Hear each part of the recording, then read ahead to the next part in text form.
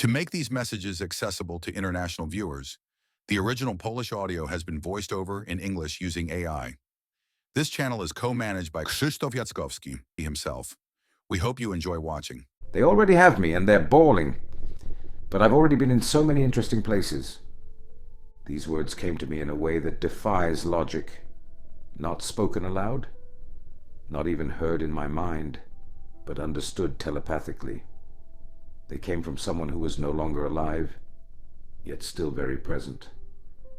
I want to tell you a story that, in my view, is undeniable proof that clairvoyance is real, and that our existence does not end with the death of the body. It's a story about a missing man, a spiritual connection, and a moment when the world of the living briefly touched the world beyond. A man went with his wife and an older female relative to the Brodno Cemetery in Warsaw. While they were there, at some point, he said his hips were hurting and that he'd slowly start walking home. It was about a kilometer away.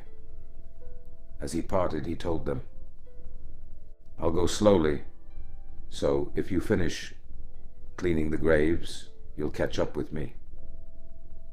And then he left, but he never made it home. That same day, due to his age, 79, the Warsaw police began a serious search. The entire cemetery was combed through. No result.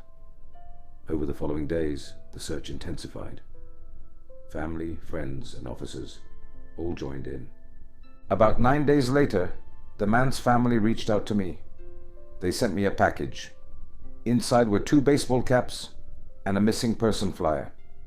That evening, sitting at my desk, I opened the package, took out one of the caps, unfolded the flyer, and began to focus.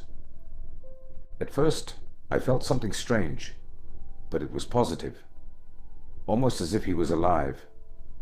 Holding the cap, I sensed that 2 older women had noticed him and were looking at him with gentle indulgence.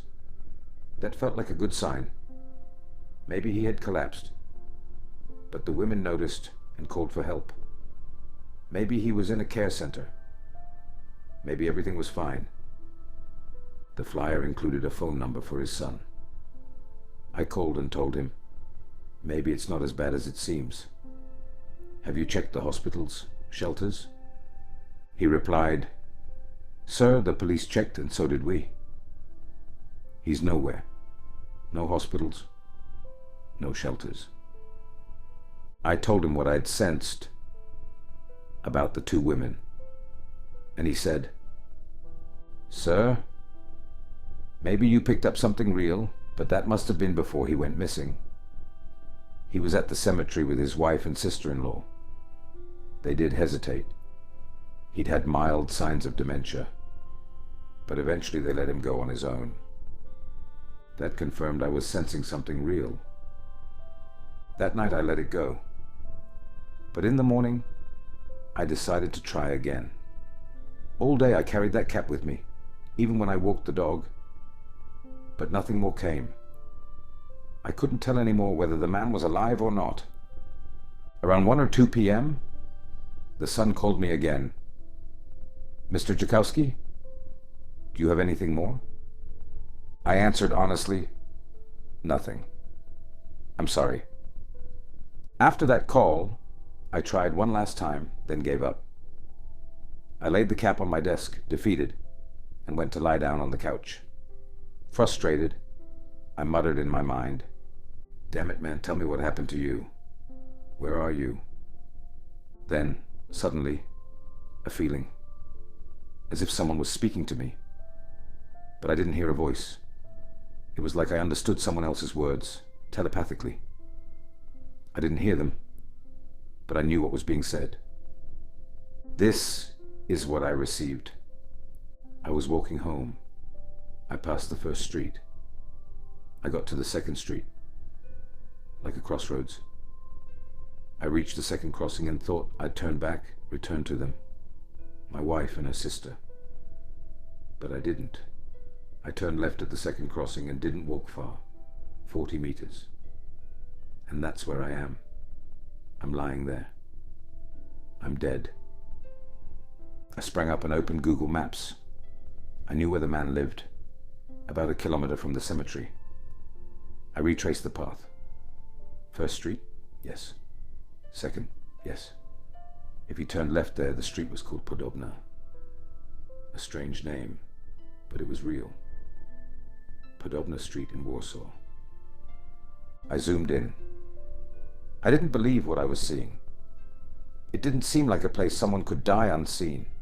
One side of the street had small homes, then a sidewalk, then a narrow strip of land, then a tall brick wall, the outer wall of Brodno Cemetery. No way, I thought. He wouldn't be lying there. And yet, I knew this was it. I printed the map, marked the spot, and emailed it to his son. I then called and asked him to please check the location.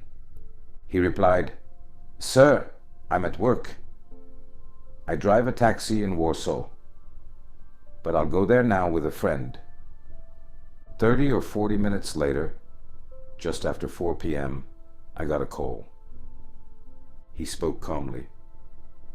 "Mr. Jackowski, I'm waiting here with my friend for the police and the prosecutor, but I have one more question. Could my father have died the same day he went missing? Or did he walk around for some time first?" He was so calm I didn't yet realize what he was telling me. I asked, "Why did you call the police and prosecutor?" "Maybe look around first, and the area isn't large. You could check it yourself." And then he said, "Sir, I'm standing next to my father's body." I screamed into the phone, "What are you saying?" He answered, "We went to the exact spot you marked." At first we doubted, but about 40 meters in, we saw a broken concrete pole and what looked like a weathered headstone. He was lying right behind it, by the cemetery wall. I was in shock. Many disappearance cases seem simple once they're solved. But this was Warsaw, a massive city. 8 days. The police, the Ataka Foundation, the family, all had searched. And I had only one attempt, one shot, one vision. And I'm telling you now, this man let me find him. His soul told me clearly and directly where his body was. Why did this case shake me so deeply? What I'm about to say may sound like a delusion, but please understand, I'm using the same exact words I received.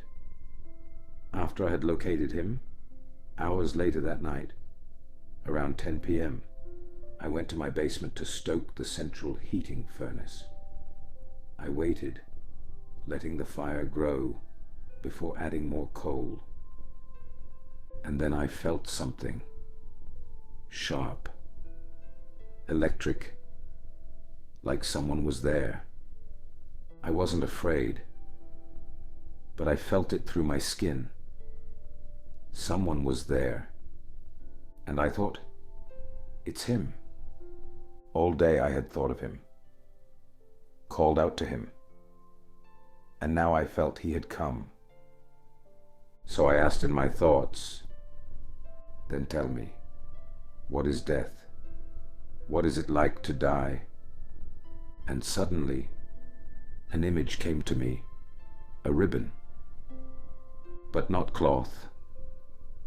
It was like smoke, a ribbon made of smoke. And then a feeling came. It's nothing. It means nothing. It doesn't matter at all. I didn't understand it. But that's what I felt. And then came one last sentence. So strong I remember it by heart. I always will. They already have me, and they're bawling, but I've already been in so many interesting places.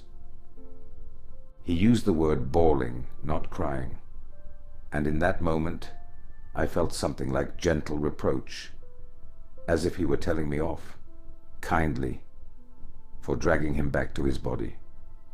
He had already been in so many interesting places, Of course, I don't believe that finding his body forced his soul to return to it.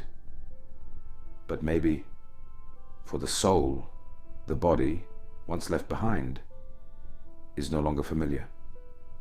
Maybe the soul doesn't want to come back to it.